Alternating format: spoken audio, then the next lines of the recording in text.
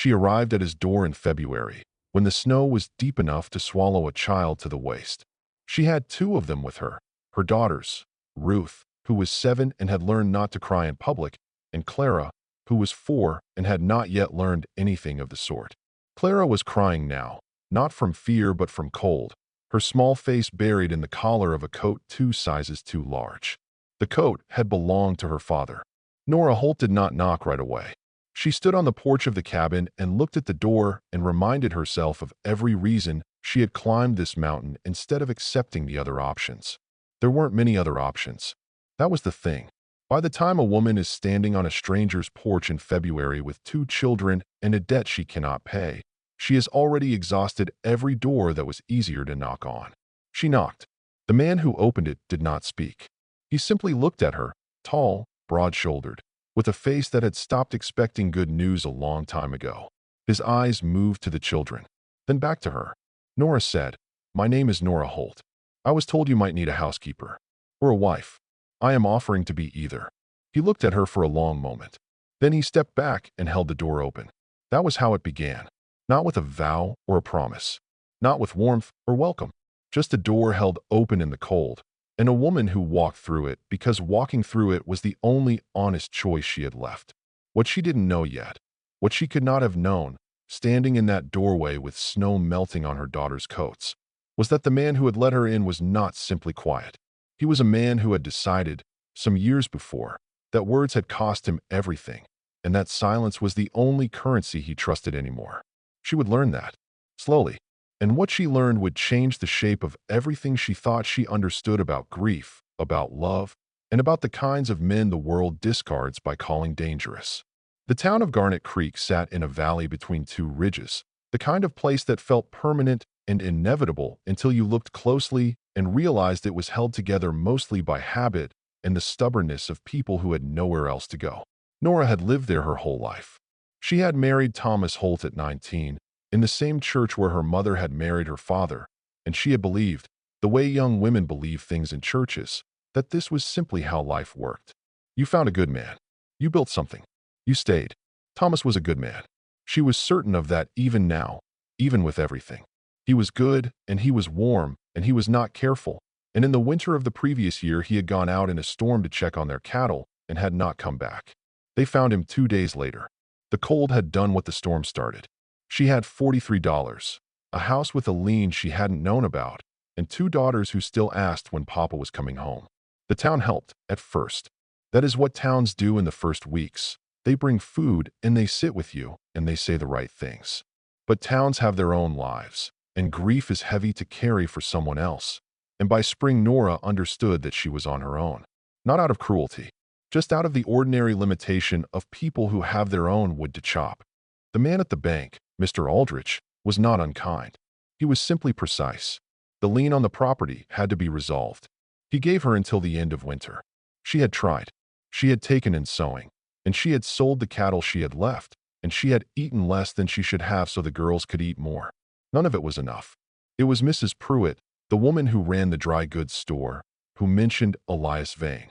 "He's up in the old Carey cabin," she said, not quite meeting Nora's eyes. "Been there 4 years. Comes down twice a month for supplies. Doesn't talk. Pays in coin. Nobody knows much about him." She paused. "I've heard he had a wife once. Years ago. What happened to her?" Mrs. Pruitt straightened a bolt of cloth that didn't need straightening. "Nobody knows exactly. She left, some say. Others say he drove her off. But there's nobody up there with him, and the cabin's got 3 rooms, and—" She stopped again. Nora finished the thought herself. The people of Garnet Creek spoke about Elias Vane the way people speak about weather that hasn't arrived yet, with a kind of nervous respect, a sense that whatever he was, it was better not to test it. Children were told not to go near the upper trail. Men who'd encountered him at the general store said he looked right through you. One woman claimed he had eyes like an animal, though when pressed she couldn't say which animal exactly. Nora thought, he is a man. Whatever else he is a man.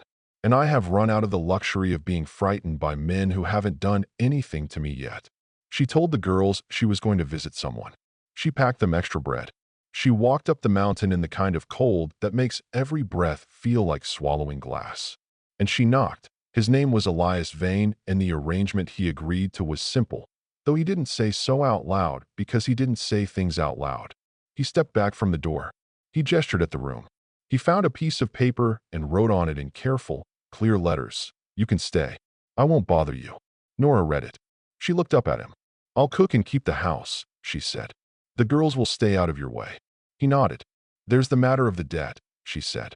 She said it plainly, because she had learned that the only way to say humiliating things without losing yourself in them was to say them quickly. "I need $200 by the end of the month, or I lose the house. I can't pay it back in money. I can pay it in work, or," she paused, "we could make it legal. A marriage of convenience. You'd be doing me a kindness, and I'd be doing you whatever use I can be." He looked at her for a long moment. Then he wrote, "I'll pay the debt. We don't have to marry for that. I'd rather it were legal," she said. "For the girls. For appearances." He wrote, "All right." That was it. That was the whole negotiation. No flourish, no reassurance, no warmth. Just a man and a woman standing in a cold cabin making a practical arrangement as honestly as either of them knew how. They rode down the mountain 2 days later. The justice of the peace in Garnet Creek, a man named Goodall who had married his own wife 4 times due to various paperwork errors, performed the ceremony in 7 minutes. Ruth stood very straight throughout. Clara fell asleep against Nora's leg before it was finished. Elias signed his name. Nora signed hers. He paid the debt that afternoon in coin, laid directly on Aldrich's desk without a word.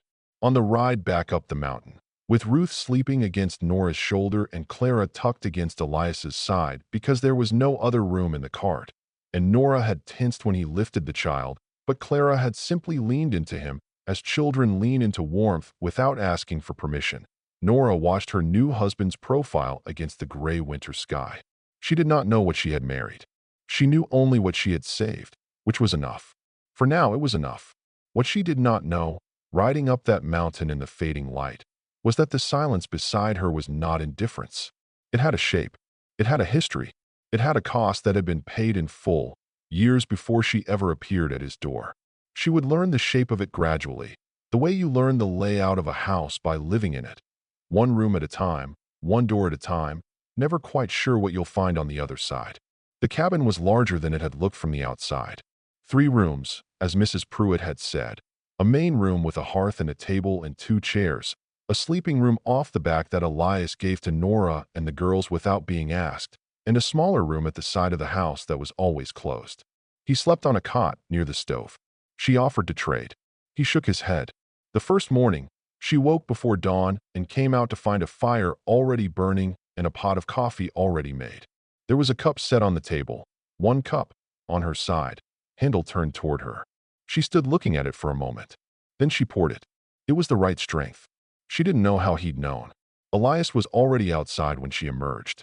She could see him through the frost-clouded window, moving through the morning chores with the slow precision of a man who has done the same things in the same order for so long that he no longer has to think about them. He fed the horses. He checked the woodpile. He walked the perimeter of the property in a way that was less a patrol than a habit, like a man reading the same page of a book he has memorized but still returns to. Ruth watched him from the window with solemn curiosity. "He doesn't talk," she said. "No," Nora agreed. "Is he angry?" Nora watched him pause at the corner of the fence, look out at the tree-line, look back. "I don't think so," she said. She learned the rules of the house by observation, because there were no rules posted and none spoken. He did not want noise in the early morning. He did not want anyone in the closed room. He left food on the counter when he came back from his supply runs. Not only what was on the list she'd written him, but small additions, a jar of honey, a sack of dried fruit, once a length of ribbon that could only have been meant for Clara, though he left it without explanation and did not look at her when she found it. He was not what they had said he was in town. He was not frightening. He was not cold. He was something she didn't have a word for yet. A man who had retreated so far into himself that the outer surface had become still, the way very deep water is still. Unreadable from above, but still not empty. On the 4th night, Ruth came to her in the dark and said there was something moving outside the window. It was snow. Only snow. But Nora got up anyway and found that Elias was already awake, already standing in the main room, already listening. He glanced at her. She shook her head. Nothing. He nodded. They stood in the dark kitchen for a moment, both listening to nothing. Then he went back to his cot, and she went back to the girls, and neither of them said a word. And somehow that shared moment of listening to silence felt like the first true thing that had passed between them. It was Clara who crossed the distance first. Children often do. They have not yet learned to weigh a person before trusting them, and so they trust with a speed that shames the rest of us. It happened on the 9th night. Clara had nightmares, had been having them since Thomas died.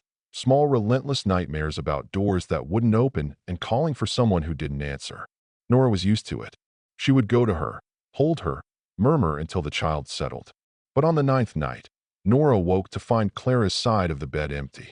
She was out of the room before she had fully woken, her heart in her throat, and she stopped in the doorway of the main room, because what she saw there undid something she had been keeping carefully tied since the day she knocked on this door.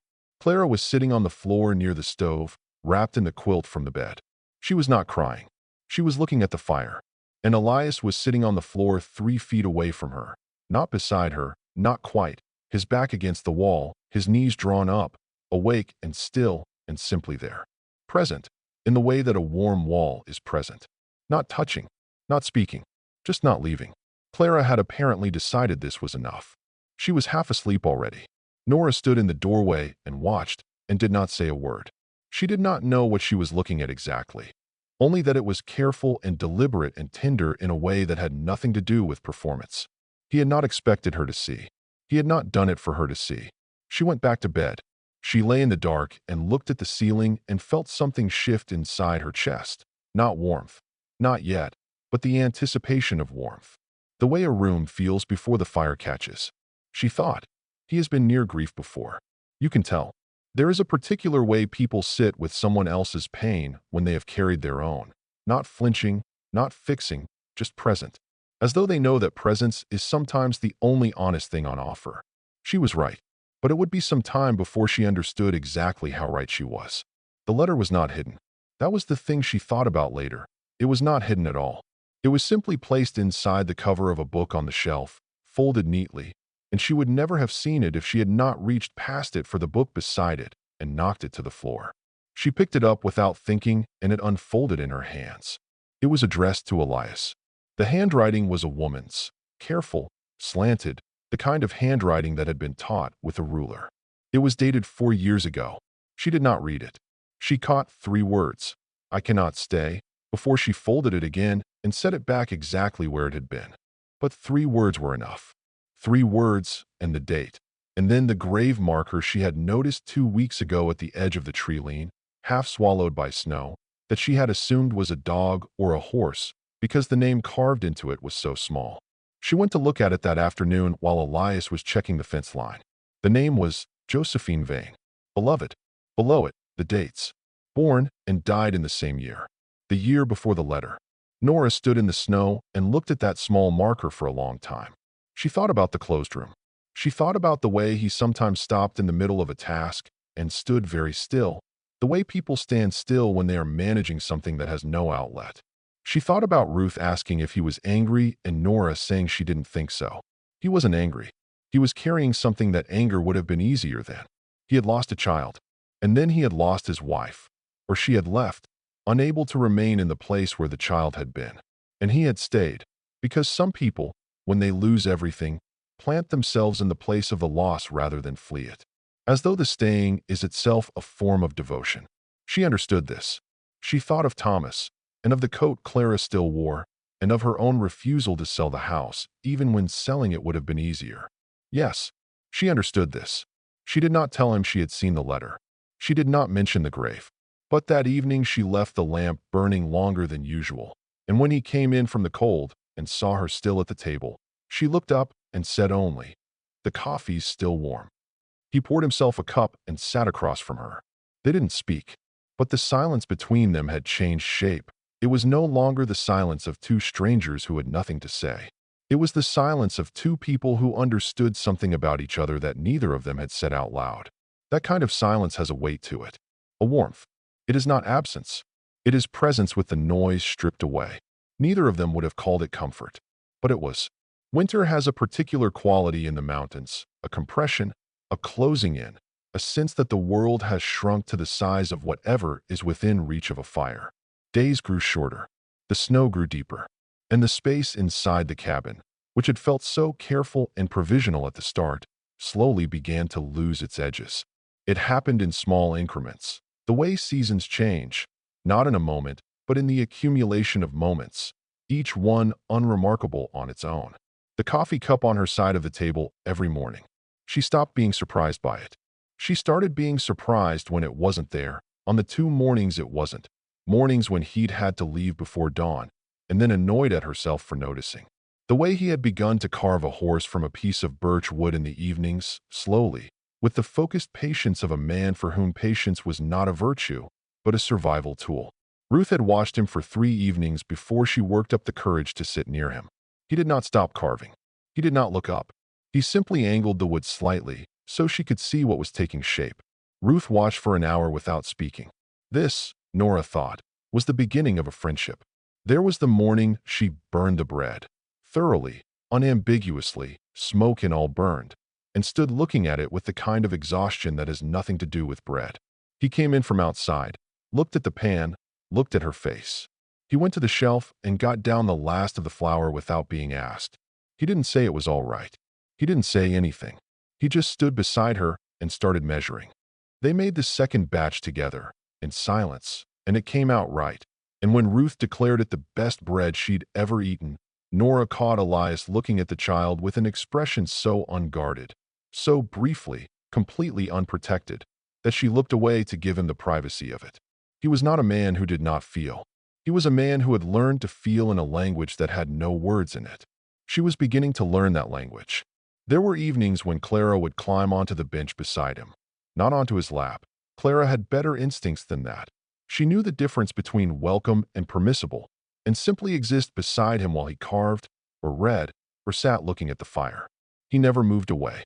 Nora watched this from across the room and felt something in her chest that she did not name, because naming it felt like pushing too hard on a door that was only just beginning to open.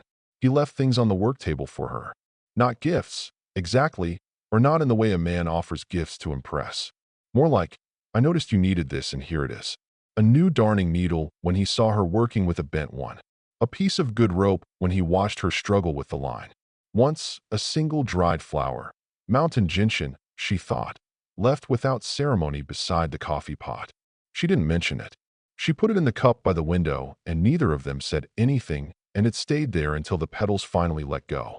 The porch had 2 chairs. She had not used the second one. Sometime in late January, she started sitting in it in the evenings after the girls were asleep, looking out at the dark shapes of the mountains. One evening, he came and sat in the other. They sat for a long time without speaking, watching the sky. He did not move to go in. Neither did she. At the time, she told herself it was simply that they were both tired in the same direction. It wasn't. But she was not ready to call it what it was. Not yet. The man who arrived in the first week of February was named Gerald Holt. He was Thomas's brother, and he had the look of a man who had recently convinced himself that he was doing something righteous. He had a legal document. She didn't understand all of it, but she understood enough. As Thomas's only surviving male relative, Gerald had filed for guardianship of Ruth and Clara on the grounds that their mother had entered into a hasty and questionable remarriage, that the living conditions were isolated and therefore neglectful, and that a judge in Garnet Creek had been persuaded, she could guess how, to at least hear the case. You have until the end of the week, Gerald told her, on the road below the cabin, where he had appeared without warning and without invitation. Hand them over quietly, Nora, and I won't make this any uglier than it needs to be. She said, get off this road. He said things she didn't intend to remember. He said them loudly, the way men say things when they want the volume itself to do the work. He said something about her new husband. Something that was meant to be about Elias's silences and his reputation and his fitness. And it was at that moment that she heard the creak of the porch behind her. She didn't turn around. She didn't need to. Gerald stopped talking. She turned then and saw Elias standing at the top of the porch steps. Not threatening, not moving, just standing with the stillness he always had, that deep water stillness, and looking at Gerald Holt with eyes that communicated quietly and completely that there was nothing Gerald had to say that was going to change anything about what was going to happen next. Gerald tried once more. You'll be hearing from the judge. Elias stepped off the porch. He walked down the path, and he stood beside Nora, and he didn't touch her, and he didn't speak, and he looked at Gerald with the particular expression of a man who has nothing to prove because he has nothing left to lose. Gerald left. He went into town. He did speak to the judge. But Elias also went into town later that afternoon, and what happened in the judge's chambers was never fully reported. But Gerald Holt left Garnet Creek on the evening stage and did not return. When Elias came home, he set his coat on the hook by the door and went to warm his hands by the stove. Nora watched him. She said, "How did you do it?" He found the notepad. He wrote. He was wrong about the law. The judge knew it. I just made sure he had the opportunity to notice. She looked at the paper. She looked at him. She said, "You went into town. You talked to people." He wrote. I wrote things down. Good, all translated. She almost smiled. And then she didn't, because what she felt was not quite amusement. It was something more like the recognition of a person who has done a difficult thing at genuine cost to themselves, quietly, and is not asking to be thanked. She said, "Thank you, Elias." He nodded once. He turned back to the stove. That was not the part that stayed with her. The part that stayed with her was this. Ruth, who had watched from the window when Gerald arrived, who had been very still and very pale the way she always was when she was frightened, came out from the bedroom that evening, walked directly to Elias, and put her hand on his arm for just a moment. She didn't say anything. Neither did he. He put his hand briefly over hers. Just briefly. Then Ruth went back to the bedroom. Elias went back to carving. And Nora stood in the middle of the room and thought, I have been trying to understand this man by what he says. But he has been speaking the whole time. She asked him that night. The girls were asleep. The fire was low. She sat across from him at the table. The same table where she had drunk the first cup of coffee. The same 2 chairs. And she said, "Elias." He looked up. "Why don't you speak?" He was still for a moment. Then he reached for the notepad. She watched him write. More than usual, slowly, as though choosing each word the way you choose a foothold on ice. He turned the paper around. She read, "When Josephine died, I was holding her. She had been sick for 3 days. I kept saying it would be fine. I kept saying she was getting better. I kept talking because I thought if I kept talking it would be true. And I talked until she stopped breathing, and the last thing I did before she died was lie to her. I decided after that words were how I had failed her. I know that is not entirely rational. I know it does not fully make sense. But some things become true because you decide them hard enough." She read it twice. She set the paper down. Outside, the wind had come up, moving through the pines with a sound like breathing. She said, very quietly, "She would not have wanted you to live in this silence." He looked at her. Something in his face moved, not broke, not quite. Shifted, the way ice shifts at the very beginning of a thaw. He took the paper back. He wrote one more line. He turned it toward her. She read, "I know. That's why I let you in." She looked at those words for a long time. She did not reach across the table. She did not say anything consoling or lyrical. She simply sat with him in the firelight and let the words be what they were, which was everything. She stayed. She stayed at the table until the fire burned low, and then she banked it, and then she said good night, and she meant it in every possible sense, and she went to bed.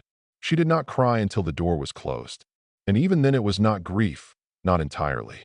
It was that specific, overwhelming feeling of understanding something for the first time that has been true for a very long time.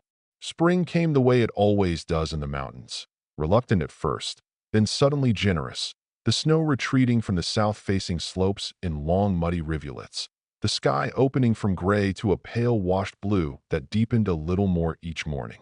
Nora stood at the window with her coffee and watched the treeline soften and thought about the word home.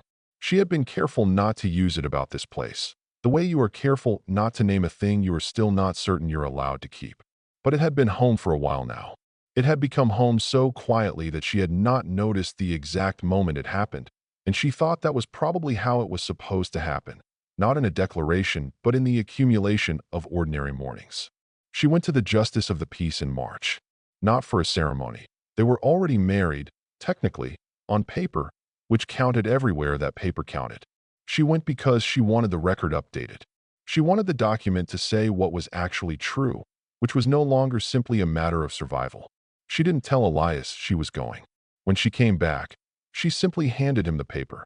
The new paper, the amended copy with the date and both their names. He read it. He looked up at her. She said, I thought it should reflect what it is, not just what it was. He stood for a moment. Then he set the paper on the table, carefully, and he walked to where she was standing, and he put his hand on her face, just his hand, against her cheek, briefly, with the same precision and deliberateness with which he did everything, and she did not move. He said, and it was the first word she had heard him speak, the first voluntary word in however long the silence had lasted, one word. He said, "Good." That was all. But it landed like something that had been held a long time and was finally set down. Ruth got the horse he had carved. Clara got a small figure of a bird, mountain sparrow, he had written on a slip of paper tucked beneath it. Nora got nothing and everything, which is what you get when someone decides, after a long time in the dark, to come toward the light you have been leaving on for them. They began calling him something that winter that they had not called him before. Ruth started it. She didn't ask for permission and Nora didn't correct her. Clara followed immediately, because Clara followed Ruth in everything. They called him Pa. He didn't flinch. He didn't look away. He looked at them with the expression Nora had learned to read, the one that looked neutral until you knew him well enough to see what was under it. And what was under it was a fullness so old and so surprised by its own return that it could only be expressed in total stillness. He said nothing. He did not need to. There is a porch chair she has made her own by the simple act of sitting in it every evening. The second chair is where he sits. By now they don't think about whose chair is whose. It is simply the arrangement, the way all true arrangements are, obvious in retrospect, arrived at without announcement. The coffee cup is still there. On her side of the table, every morning, handle turned toward her. She has stopped thinking about what it means and started simply receiving it. The way you receive light that comes through a particular window at a particular hour, not with analysis, but with gratitude. Clara is 5 now, and she talks enough for all of them. And when she runs out of people to talk to, she talks to the horses. And Elias watches her from the fence with the expression of a man who has found, in the noise of a small child, something that sounds like the opposite of loss. Ruth has begun to carve. She is not good at it yet. He sits beside her in the evenings and does not correct her. He simply carves his own piece and she watches and slowly, imperceptibly, she improves. They are not a loud family. They are not a family that announces itself. But they are a family in the way that matters most. In the way of people who have agreed, without saying it, to protect each other's tender places, to be present in the dark, to leave the light on. There will be more winters. There will be more difficulty. There always is, in a life lived honestly. There will be mornings when the weight of everything that came before presses down and asks to be acknowledged. On those mornings, she thinks, they will sit on the porch. They will hold their coffee cups. They will look at the mountains, which have seen everything and kept standing. And they will be enough for each other. They already are.